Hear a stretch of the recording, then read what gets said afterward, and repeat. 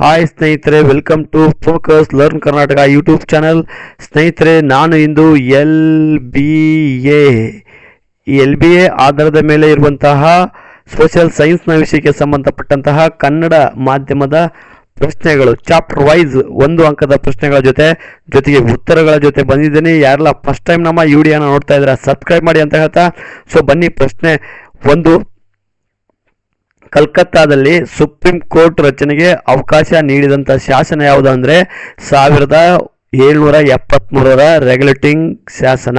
So ಇದು ಸಂವಿಧಾನಾತ್ಮಕ ಬೆಳವಣಿಗೆ ಒಂದು ಕಂಟೆಂಟಲ್ಲಿ ಬರುವಂತಹ ಪ್ರಶ್ನೆ ಇದಾಗಿದ್ದು, ನಾಳೆ ಎಕ್ಸಾಮಲ್ಲಿ ಈ ಪ್ರಶ್ನೆ ಬಂದರೆ ನಿಮಗೆ ಈ ರೀತಿಯಾದ ಉತ್ತರವನ್ನು ಬರೆದುಕೊಳ್ಳುವ ಮೂಲಕ 1 ಅಂಕವನ್ನು ಪಡೆದುಕೊಳ್ಳಿ ಅಂತ ಹೇಳ್ತಾ, ಸೊ 2ನೇ ಪ್ರಶ್ನೆ, ಸೂಪರಿಂಟೆಂಡೆಂಟ್ ಆಫ್ ಪೊಲೀಸ್ SP ಅಂತ ಕರೀತಾರೆ. ಏನು ಹೇಳ್ರಿ? SP ಅಂತ ಇಂತಹ ಪೊಲೀಸ್ ಹುದ್ದೆಯನ್ನ ಸೃಷ್ಟಿಸಿದವರು ಯಾರು ಅಂದ್ರೆ ಲಾರ್ಡ್ ಕಾರ್ನ್ವಾಲಿಸ್. ಯಾರಲ್ರಿ?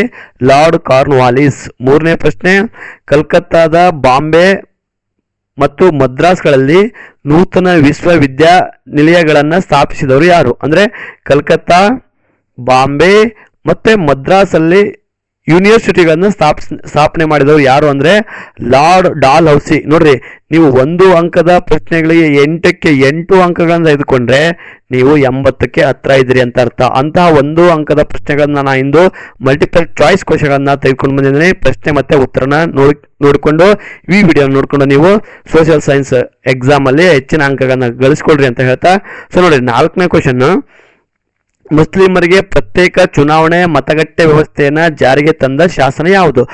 ಇದಕ್ಕೆ ಉತ್ತರ 1909ರ ಭಾರತೀಯ ಪರಿಷತ್ ಕಾಯ್ದೆ. ಇದನ್ನ ಮಿಂಟೋ ಮಾರ್ಲೆ ಸುಧಾರಣೆ ಅಂತಲೂ ಸಹಿತ ಕರೀತಾರೆ. ಮಿಂಟೋ ಮಾರ್ಲೆ ರಿಫಾರ್ಮ್ಸ್ ಆಕ್ಟ್ ಅಂತಲೂ ಸಹಿತ ಕರೀತಾರೆ. ಸೊ ಇದು ಏನಾಯ್ತು ಇದ್ರ ಅಂಶ ಈ ಒಂದು ಆಕ್ಟ್ ಅಲ್ಲಿ ಅಂದ್ರೆ ಮುಸ್ಲಿಮರಿಗೆ ಪ್ರತ್ಯೇಕ ಚುನಾವಣೆಯ ಮತಗಟ್ಟೆ ವ್ಯವಸ್ಥೆಯನ್ನ ಇದನ್ನು ಅವಕಾಶ ಮಾಡಿಕೊಟ್ಟಂತ ಕಾಯ್ದೆ ಇದ್ದಾಗಿದ್ದು. ನೆಕ್ಸ್ಟ್ 5ನೇ ಕ್ವಶನ್, 1935ರ ಭಾರತ ಸರ್ಕಾರ ಕಾಯ್ದೆ ಸ್ವತಂತ್ರ ಭಾರತದ ಒಂದು ಪ್ರಮುಖ ದಾಖಲೆಯಾಗಿದೆ. ಏಕೆಂದರೆ ವೈ? Okay, because. ಈ ರೀತಿಯ ಪ್ರಶ್ನೆಗಳು ಬರ್ತವೆ. ಸೊ ಅದಕ್ಕೆ ಉತ್ತರ, ಅಖಿಲ ಭಾರತ ಒಕ್ಕೂಟವನ್ನ ರಚಿಸಲು ಅವಕಾಶ ನೀಡಿದಂತ ಶಾಸನ ಯಾವುದು ಅಂದ್ರೆ ಅಥವಾ ಕಾಯ್ದೆ ಯಾವುದು ಅಂದ್ರೆ 1935 ಭಾರತ ಸರ್ಕಾರ ಕಾಯ್ದೆ, ಇಂಡಿಯನ್ ಗೌರ್ಮೆಂಟ್ ಆಕ್ಟ್ 1935. ಸೊ 6ನೇ ಪ್ರಶ್ನೆ, ಕಾಯಂ ಜಮೀನ್ದಾರಿ ಪದ್ಧತಿಯನ್ನ ಜಾರಿಗೆ ತಂದವರು ಯಾರು? ಕಾಯಂ ಜಮೀನ್ದಾರಿ ಪದ್ಧತಿಯನ್ನ ಜಾರಿಗೆ ತಂದವರು ಯಾರು? ಈ ಪದ್ಧತಿಯನ್ನ ಜಾರಿಗೆ ತಂದವರು ಲಾರ್ಡ್ ಕಾರ್ನ್ವಾಲಿಸ್. ಯಾರಲ್ರಿ? Lord Cornwallis. ನೆಕ್ಸ್ಟ್ 7ನೇ ಪ್ರಶ್ನೆ, ಆಧುನಿಕ ಭಾರತ ಶಿಕ್ಷಣ ವ್ಯವಸ್ಥೆಗೆ ತಳಹದಿಯನ್ನ ಹಾಕಿದ ವರದಿ ಯಾವುದು ಅಂತ ಹೇಳಿದ್ದಾರೆ ಇಲ್ಲಿ. ಓಕೆ, ತಳಹದಿಯಾದ ವರದಿ. ಈ ಆಧುನಿಕ ಭಾರತ ಶಿಕ್ಷಣ ವ್ಯವಸ್ಥೆಗೆ ತಳಹದಿ ಹಾಕಿದ ವರದಿ ಯಾವುದಂದ್ರೆ ಮೆಕಾಲೆ ರಿಪೋರ್ಟ್ ಅಥವಾ ಮೆಕಾಲೆ ವರದಿ ಅಂತಲೂ ಸಹಿತ ಇದನ್ನ ಕರೀತಾರೆ. ಓಕೆ, ಸೊ ಇದು ಎಕ್ಸಾಮ್ ಅಲ್ಲಿ ಈ ರೀತಿ ಬಂದ್ರೆ ನೀವು ಒಂದು ಪ್ರಶ್ನೆಗೆ ಒಂದು ಈಸಿಯಾದ ಅಂಕವನ್ನ ಪಡ್ಕೊಳ್ಳೋಕೆ ಸಾಧ್ಯ.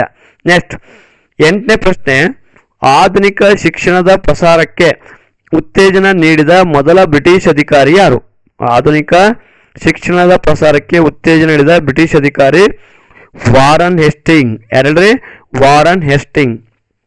ನೆಕ್ಸ್ಟ್ 9ನೇ ಪ್ರಶ್ನೆ, ಮಹಲ್ವಾರಿ ಪದ್ಧತಿ ಪ್ರಯೋಗಿಸಿದವರು ಅಥವಾ ಜಾರಿಗೆ ತಂದವರು ಯಾರು? ಈ ಮಹಲ್ವಾರಿ ಪದ್ಧತಿಯನ್ನ ಪ್ರಯೋಗಿಸಿದವರು ಮತ್ತೆ ಜಾರಿಗೆ ತಂದವರು R.M. ಬರ್ಡ್ ಮತ್ತೆ ಜೇಮ್ಸ್ ಥಾಮ್ಸನ್. ಯಾರಲ್ರಿ? James Thomson. ನೆಕ್ಸ್ಟ್ 10ನೇ ಪ್ರಶ್ನೆ, ಭಾರತದಲ್ಲಿ ಮೊದಲ ವೈಸ್ರಾಯ್ ಆಗಿ ನೇಮಕಗೊಂಡವರು ಯಾರು ಅಂತ. ಸೊ ನೇರವಾದ ಉತ್ತರ ಲಾರ್ಡ್ ಕ್ಯಾನಿಂಗ್. ಯಾರಲ್ರಿ? Lord canning.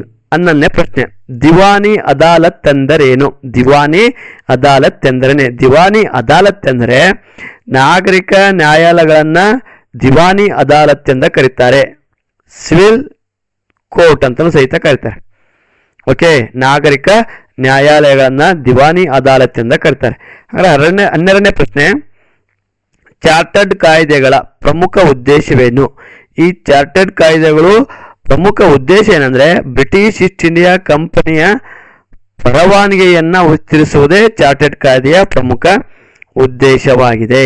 ಓಕೆ, ಸೊ ನೋಡ್ರಿ, ನೆಕ್ಸ್ಟ್ ಇತಿಹಾಸದಲ್ಲಿ ಬರುವಂತಹ ಆಲ್ಮೋಸ್ಟ್ ಎಲ್ಲಾ ಪ್ರಶ್ನೆಗಳನ್ನ ಇಲ್ಲಿ ಕವರ್ ಮಾಡಲಾಗಿದೆ. 13ನೇ ಪ್ರಶ್ನೆ, ಬ್ರಿಟಿಷರ ಕಾಲದಲ್ಲಿ ಭಾರತೀಯರಿಗೆ ಅಥವಾ ಭಾರತ ಸೈನ್ಯದಲ್ಲಿ ಇದ್ದಂತಹ ನಮ್ಮ ಭಾರತೀಯರಿಗೆ ಲಭಿಸುತ್ತಿದ್ದ ಅತ್ಯುನ್ನತ ಹುದ್ದೆ ಯಾವುದು ಅಂತ ಕೇಳಿದಾನೆ. ಸೊ ನಮ್ಮ ಭಾರತೀಯ ಸೈನಿಕರಿಗೆ ಬ್ರಿಟಿಷರ ಒಂದು ವ್ಯವಸ್ಥೆಯಲ್ಲಿ, ಅದು ಸೈನಿಕ ವ್ಯವಸ್ಥೆಯಲ್ಲಿ ಅತ್ಯಂತ ಉನ್ನತ ಹುದ್ದೆ ಯಾವುದು ಅಂದ್ರೆ ಸುಬೇದಾರ್ ಹುದ್ದೆ ಅತ್ಯಂತ ಉನ್ನತ ಹುದ್ದೆ ಆಗಿದೆ. ಸೊ ಇದನ್ನ ನೀವು ಎಕ್ಸಾಮ್ ಅಲ್ಲಿ ಬರಿಬೇಕಾಗುತ್ತೆ. ಓಕೆ, ಇನ್ನೇನು ಎಕ್ಸಾಮ್ ಬಾಳಿಸ ಇಲ್ಲ, ಮಾರ್ಚ್ 18 ಬಂತು. ಸೊ ಕ್ಲೀನ್ ಆಗಿ ಓದ್ಕೊಳ್ಳಿ, ನಿಮ್ಮ ಒಂದು ಗುರಿ ಬೇಗ ಮುಟ್ಟಿ ಅಂತ ಹೇಳ್ತಾ 14ನೇ ಪ್ರಶ್ನೆ, ಭಾರತದ ರೈತರು ಸಾಲದಲ್ಲೇ ಹುಟ್ಟಿ ಸಾಲದಲ್ಲೇ ಬದುಕಿ ಸಾಲದಲ್ಲೇ ಸತ್ತರು ಅಂತ ಹೇಳಿಕೆಯನ್ನ ನೀಡಿದವರು ಯಾರು ಅಥವಾ ಎಂದು ಹೇಳಿದವರು ಯಾರು? ಓಕೆ, ಕ್ಲಿಯರ್ ಅರ್ಥ ಮಾಡ್ಕೊಳ್ರಿ. ಭಾರತದ ರೈತರು ಸಾಲದಲ್ಲೇ ಹುಟ್ಟಿ ಸಾಲದಲ್ಲೇ ಬದುಕಿ ಸಾಲದಲ್ಲೇ ಸತ್ತವರು, ಈ ರೀತಿಯ ಹೇಳಿಕೆಯನ್ನು ಕೊಟ್ಟವರು ಚಾರ್ಲ್ಸ್ ಮೆಟ್ಕಾಫ್. 15ನೇ ಪ್ರಶ್ನೆ, ಭಾರತೀಯ ರಿಸರ್ವ್ ಬ್ಯಾಂಕ್ ಸ್ಥಾಪನೆಗೆ ಅವಕಾಶ ನೀಡಿದ ಕಾಯ್ದೆ ಯಾವುದು? ಓಕೆ, RBI ಅಂತ ಕರೀತಾರೆ. ಇದನ್ನ ಏನಂತ ಕರೀತಾರೆ? RBI ಅಂತ ಕರೀತಾರೆ. ಈ RBI ಅನ್ನ ಸ್ಥಾಪನೆ ಮಾಡೋದಕ್ಕೆ ರಿಪೋರ್ಟ್ ನೀಡಿದಂಥದ್ದು ಯಾವುದು ಅಂದ್ರೆ 1935ರ ಭಾರತ ಸರ್ಕಾರ ಕಾಯ್ದೆ. Okay, Indian Government Act 1935. Next 16 question, Lord Cornwallis ಕಲ್ಕತ್ತಾದಲ್ಲಿ ಫೋರ್ಟ್ ವಿಲಿಯಂ ಕಾಲೇಜನ್ನು ಏಕೆ ಸ್ಥಾಪಿಸಿದ? ಓಕೆ, ಕಾರ್ನ್ವಾಲಿಸ್ ಕಲ್ಕತ್ತಾದಲ್ಲಿ ಫೋರ್ಟ್ ವಿಲಿಯಂ ಕಾಲೇಜನ್ನು ಸ್ಥಾಪನೆ ಮಾಡ್ತಾನೆ. ಏಕೆ? ವೈ ಅಂದ್ರೆ ನಾಗರಿಕ ಸೇವೆಗೆ ಸೇರ ಬಯಸುವವರಿಗೆ ಶಿಕ್ಷಣವನ್ನ ನೀಡಲು ಈ ಫೋರ್ಟ್ ವಿಲಿಯಂ ಕಾಲೇಜನ್ನ ಲಾರ್ಡ್ ಕಾರ್ನ್ವಾಲಿಸ್ ಕಲ್ಕತ್ತಾದಲ್ಲಿ ಸ್ಥಾಪನೆ ಮಾಡಿದ. ನೆಕ್ಸ್ಟ್ ನಿಮಗೆ ಕ್ವಶನ್ ಏನ್ ಕೇಳ್ಬೋದು? ಫೋರ್ಟ್ ವಿಲಿಯಂ ಕಾಲೇಜನ್ನ ಯಾರು ಸ್ಥಾಪಿಸಿದರು ಅಂತ ಕೇಳ್ಬೋದು. ಅರ್ಥ ಆಯ್ತಾ? ಇಲ್ಲೇ ಉತ್ತರ ಇದೆ, ಅದು ಸಹಿತ ಲಾರ್ಡ್ ಕಾರ್ನ್ವಾಲಿಸ್. ಹಾಗಾದ್ರೆ ಫೋರ್ಟ್ ವಿಲಿಯಂ ಕಾಲೇಜನ್ನ ಎಲ್ಲಿ ಸ್ಥಾಪನೆ ಮಾಡಿದರು ಲಾರ್ಡ್ ಕಾರ್ನ್ವಾಲಿಸ್ ಅವರು ಅಂತ ಕೇಳಿದ್ರೆ ಕಲ್ಕತ್ತಾದಲ್ಲಿ ಅಂತ ಹೇಳ್ಬೋದು. ಅರ್ಥ ಆಯ್ತಾ? ಸೊ ಈ ರೀತಿಯಾದಂತಹ 3 ಅಥವಾ 4 ಆಂಗಲ್ ಅಲ್ಲಿ ಬರುವ ಪ್ರಶ್ನೆಗಳಿಗೆ ನೀವು ಉತ್ತರಿಸಿದ್ದೇ ಆದ್ರೆ 80ಕ್ಕೆ 80 ಅಂಕನ್ನ ಬಹಳ ಈಸಿಯಾಗಿ ಸೋಷಿಯಲ್ ಸೈನ್ಸ್ ಅಲ್ಲಿ ಪಡ್ಕೋಬಹುದು ಅಂತ ಹೇಳ್ತಾ, ಸೊ ಬನ್ನಿ 17 ಕ್ವೆಶ್ಚನ್ಗೆ ಹೋಗೋಣ. ಹಿಂದೂಸ್ತಾನದಲ್ಲಿರುವ ಪ್ರತಿಯೊಬ್ಬ ಮೂಲ ನಿವಾಸಿಯು ಭ್ರಷ್ಟ ಎಂದು ಹೇಳಿದವರು ಯಾರು? ಸೊ ಭಾರತೀಯರನ್ನ ಭ್ರಷ್ಟ ಅಂತ ಕರೆದಿರ್ತಾರೆ ಬ್ರಿಟಿಷ್ ಅಧಿಕಾರಿ. ಆ ಅಧಿಕಾರಿ ಹೆಸರು ಏನಂದ್ರೆ ಅವನೇ ಮತ್ತೆ ಲಾರ್ಡ್ ಕಾರ್ನ್ವಾಲಿಸ್. ಓಕೆ, ಯಾರು? Lord Cornwallis. ನೋಡಿ, ನಮ್ಮ ಭಾರತೀಯರಿಗೆ ಆ ರೀತಿಯಾದಂತಹ ಒಂದು ಪದವನ್ನ ಬಳಸಿ ಆತ ಮಾತಾಡಿರ್ತಾನೆ. ಸೊ ನೀವು ಯಾರೋ ಅವನ್ನ ಮರೆಯುವ ಹಾಗಿಲ್ಲ. ನೆಕ್ಸ್ಟ್ 18ನೇ ಕ್ವೆಶ್ಚನ್, ಅಲೆಕ್ಸಾಂಡರ್ ರೀಡ್ ಮತ್ತೆ ಥಾಮಸ್ ಮುನ್ರೋ ಜಾರಿಗೊಳಿಸಿದ ಪದ್ಧತಿ ಯಾವುದು? ಅದೇ ರೈತವಾರಿ ಪದ್ಧತಿ. ಸೇಮ್ ರೈತವಾರಿ ಪದ್ಧತಿಯನ್ನ ಜಾರಿಗೆ ಮಾಡಿದ್ದಾರೆ ಅವರು, ಅಲೆಕ್ಸಾಂಡರ್ ರೀಡ್ ಮತ್ತೆ ಥಾಮಸ್ ಮುನ್ರೋ ಅವರು ಈ ಒಂದು ರೈತವಾರಿ ಪದ್ಧತಿಯನ್ನ ಜಾರಿ ಮಾಡ್ತಾರೆ. ನೆಕ್ಸ್ಟ್ ಮತ್ತೆ ನೋಡ್ರಿ, ರೆಗ್ಯುಲೇಟಿಂಗ್ ಆಕ್ಟ್ ಶಾಸನ ಎಲ್ಲಿ ಯಾವಾಗ ಜಾರಿಗೆ ಬಂತು? 1773. ಓಕೆ, ಸೊ ನೋಡ್ರಿ 20ನೇ ಪ್ರಶ್ನೆ, ಈಸ್ಟ್ ಇಂಡಿಯಾ ಕಂಪನಿಯಿಂದ ಬ್ರಿಟಿಷ್ ಸರ್ಕಾರ ಪಡೆಯುತ್ತಿದ್ದ ತೆರಿಗೆ ಹಣವನ್ನ ಅಪರಾಧ ತೆರಿಗೆ ಎಂದು ಕರೆದವರು ಯಾರು? ಮೊನ್ನೆ ಎಕ್ಸಾಮ್ ಅಲ್ಲಿ ಕೇಳಿದ್ದ. ಯಾವ ಎಕ್ಸಾಮ್ ಅಲ್ಲಿ ಕೇಳಿದ? ಪ್ರಿಪರೇಟರಿ 2ಗೆ ಕೇಳಿದ್ದ. ಯಾರು sir? Edmund burg. So next, Mahal ಎಂದರೇನು? ಮಹಲ್ ಎಂದರೆ ತಾಲೂಕು ಎಂದರ್ಥ. ಓಕೆ, ಏನಲ್ರಿ? ಮಹಲ್ ಎಂದರೆ ತಾಲೂಕು ಎಂದರ್ಥ. 2ನೇ ಪಾಠ, ಮೈಸೂರು ಒಡೆಯರು ಮತ್ತು ಕರ್ನಾಟಕದಲ್ಲಿ ಬ್ರಿಟಿಷ್ ಆಳ್ವಿಕೆಯ ವಿರೋಧ. 1 ಅಂಕದ ಪ್ರಶ್ನೆಗಳು, 1 ಅಂಕದ ಪ್ರಶ್ನೆಗಳು ಇವಾಗಿವೆ. ಸೊ ನೋಡ್ರಿ, 1ನೇದು ಮೈಸೂರಿನ ರಾಜ್ಯ ಗೀತೆಯಾದಂತಹ ಕಾಯೋ ಶ್ರೀ ಗೌರಿಯನ್ನ ರಚಿಸಿದವರು ಯಾರು? ಇದನ್ನ ರಚಿಸಿದವರು ಮಾಡಲ್ ಪೇಪರ್ ಫಸ್ಟ್ ಅಲ್ಲಿ ಕ್ವಶನ್ ಫಸ್ಟ್ ಇದೆ ಆಗಿದೆ. ಅದನ್ನ ರಚಿಸಿದವರು ಬಸವಪ್ಪ ಶಾಸ್ತ್ರಿ, ಅಭಿನವ ಕಾಳಿದಾಸ ಬಸವಪ್ಪ ಶಾಸ್ತ್ರಿ. ಸೊ ನೆಕ್ಸ್ಟ್ 2ನೇದು 1ನೇ ಆಂಗ್ಲೋ ಮೈಸೂರು ಯುದ್ಧ ಈ ಒಪ್ಪಂದದ ಮೂಲಕ ಕೊನೆಗೊಂಡಿತು ಅಂತ ಹೇಳ್ತಾನೆ. ಈ ಒಪ್ಪಂದ ಅಂದ್ರೆ ಅದು ಮದ್ರಾಸ್ ಒಪ್ಪಂದ ಆಗಿದೆ. ಯಾವ ಒಪ್ಪಂದ ಆಗಿದೆ? ಮದ್ರಾಸ್ ಒಪ್ಪಂದವಾಗಿದೆ. ಹಂಗಾರೆ ನೆಕ್ಸ್ಟ್ ಪ್ರಶ್ನೆ 3ನೇದು, ಸುರಪುರ ಯಾವ ಜಿಲ್ಲೆಯಲ್ಲಿದೆ? ಸೊ ಸುರಪುರ ಈಗಿನ ಯಾದಗಿರಿ ಜಿಲ್ಲೆಯಲ್ಲಿದೆ. ಓಕೆ, ಸುರಪುರದ ವೀರರು ಶೂರರು ಅಂತ ಬರುತ್ತಲ್ಲ, ಸೊ ಆ ಕಂಟೆಂಟ್ ಮೇಲೆ ಬಂದಿರುವಂತ ಪ್ರಶ್ನೆ ಇದು. ನೆಕ್ಸ್ಟ್ 4ನೇ ಪ್ರಶ್ನೆ, ಸಂಗೊಳ್ಳಿ ರಾಯಣ್ಣನನ್ನ ಗಲ್ಲಿಗೇರಿಸಿದ ಸ್ಥಳ ಯಾವುದು? ಇದು ನಂದಗಡ. ಇವರನ್ನ ನಂದಿಗೆ ಇದು ಗಲ್ಲಿಗೇರಿಸಿದಂತ ಸ್ಥಳ ನಂದಗಡ, ಬೆಳಗಾವಿ ಜಿಲ್ಲೆಯಲ್ಲಿ ಕಂಡುಬರುತ್ತೆ. ಬೆಳಗಾವಿ ಜಿಲ್ಲೆಯಲ್ಲಿ ಕಂಡು ಬರುವಂತದ್ದು. ನೆಕ್ಸ್ಟ್ 5ನೇ ಪ್ರಶ್ನೆ, ಫೋರ್ಟ್ ನೋವೆ ಕದನದ ಪರಿಣಾಮವೇನು? ಈ ಫೋರ್ಟ್ ನೋವೆ ಕದನದ ಪರಿಣಾಮ ಏನಂದ್ರೆ ಹೈದರಲ್ಲಿ ಬ್ರಿಟಿಷರಿಂದ ಪ್ರಭಾವಗೊಂಡನು, ಅಂದ್ರೆ ಸೋತ ಅಂತ ಅರ್ಥ. ನೆಕ್ಸ್ಟ್ 6ನೇ ಪ್ರಶ್ನೆ,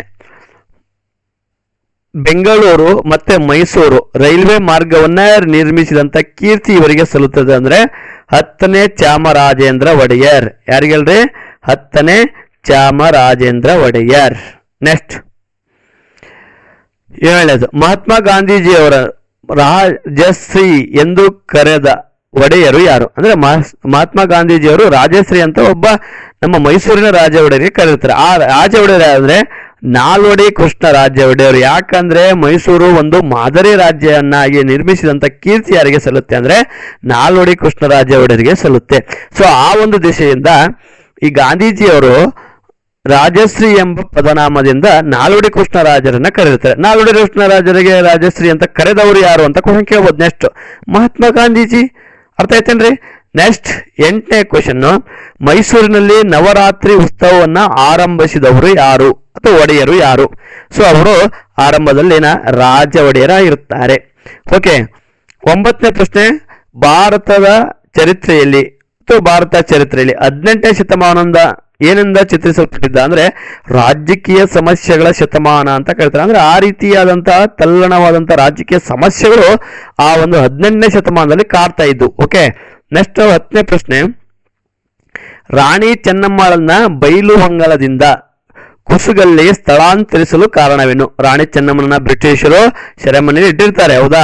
ಸೊ ಅಲ್ಲಿಂದ ಬೈಲುಹೊಂಗದ ಕುಸುಗಲ್ಲಿಗೆ ಸ್ಥಳಾಂತರ ಮಾಡ್ತಾರೆ. ಬಿಕಾಸ್ ಯಾಕಪ್ಪ ಅಂದ್ರೆ ಚೆನ್ನಮ್ಮಾಳು ಕುಮ್ಮಕ್ಕಿನಿಂದ ಸಂಗೊಳ್ಳಿ ರಾಯಣ್ಣ ಸೈನಿಕ ಕಾರ್ಯಾಚರಣೆಗಳನ್ನ ನಡೆಸುತ್ತಿದ್ದಾನೆ ಎಂಬ ಗುಮಾನಿ ಹರಡಿರುತ್ತೆ. ಆ ಒಂದು ಕಾರಣದಿಂದ ಚೆನ್ನಮ್ಮನನ್ನು ಬೈಲುಹೊಂಗದಿಂದ ಕುಸುಗಲ್ಲಿಗೆ ಶಿಫ್ಟ್ ಮಾಡ್ತಾರೆ. ನೆಕ್ಸ್ಟ್ 11ನೇ ಪ್ರಶ್ನೆ, 2ನೇ ಆಂಗ್ಲೋ ಮೈಸೂರು ಯುದ್ಧ ಯಾವ ಒಪ್ಪಂದದೊಂದಿಗೆ ಕೊನೆಗೊಂಡಿತು? 2ನೇ ಆಂಗ್ಲೋ ಮೈಸೂರು ಯುದ್ಧ ಮ್ಯಾಂಗ್ಳೂರು ಒಪ್ಪಂದದ ಮೂಲಕ ಎಂಡ್ ಆಯ್ತು ಅಂತ ಹೇಳ್ಬೋದು. ನೆಕ್ಸ್ಟ್ 12ನೇ ಪ್ರಶ್ನೆ, ಹಲಗಲಿಯ ಬೇಡರು ಬ್ರಿಟಿಷರು ವಿರುದ್ಧ ದಂಗೆ ಏಳಲು ಕಾರಣವೇನು? ಅವರು ಶಸ್ತ್ರಾಸ್ತ್ರ ಬಳಕೆಯ ನಿರ್ಬಂಧಿಸಿದ ಕಾನೂನನ್ನ ಜಾರಿ ಮಾಡಿದ್ರು. ಸೊ ಆದ್ದರಿಂದ ಅವರು ಬ್ರಿಟಿಷರ ವಿರುದ್ಧ ಹಲಗಲಿಯ ಬೇಡರು ಏನಂದ್ರು ತಿರುಗಿ ಬಿದ್ರು ಅಂತ ಹೇಳ್ತಾರೆ. ಓಕೆ. ನೆಕ್ಸ್ಟ್ 13ನೇ ಪ್ರಶ್ನೆ ನೋಡಿ, ರಾಜಮುಡಿ ಕಿರೀಟವನ್ನ ಮೇಲುಕೋಟೆ ಚೆಲುವ ನಾರಾಯಣ ಸ್ವಾಮಿಗೆ ಅರ್ಪಿಸಿದವರು ಯಾರು? ಆ ಒಂದು ಕಿರೀಟವನ್ನ ಅರ್ಪಿಸಿದವರು ಯಾರು ಅಂದ್ರೆ ರಾಜ ಒಡೆಯರವರು. ನೆಕ್ಸ್ಟ್ 2ನೇ ಆಂಗ್ಲೋ ಮೈಸೂರು ಯುದ್ಧಕ್ಕೆ ಮುಖ್ಯ ಕಾರಣ ಏನು ಅಂದ್ರೆ ಬ್ರಿಟಿಷರು ಮಾಯವನ್ನ ವಶಪಡಿಸಿಕೊಂಡಿದ್ದೆ ಈ ಒಂದು 2ನೇ ಆಂಗ್ಲೋ ಮೈಸೂರು ವಾರಿಗೆ ಯುದ್ಧಕ್ಕೆ ಕಾರಣವಾಗಿದ್ದಂತ ಅಂಶವಾಗಿದೆ ಅಂತ ಹೇಳ್ಬೋದು. ನೆಕ್ಸ್ಟ್ 15ನೇ ಪ್ರಶ್ನೆ, ಮೈಸೂರು ಸಿವಿಲ್ ಸರ್ವಿಸ್ ಪರೀಕ್ಷೆಗಳನ್ನ ಆರಂಭಿಸಿದವರು ಮೈಸೂರಿನ ದಿವಾನರು ಯಾರು?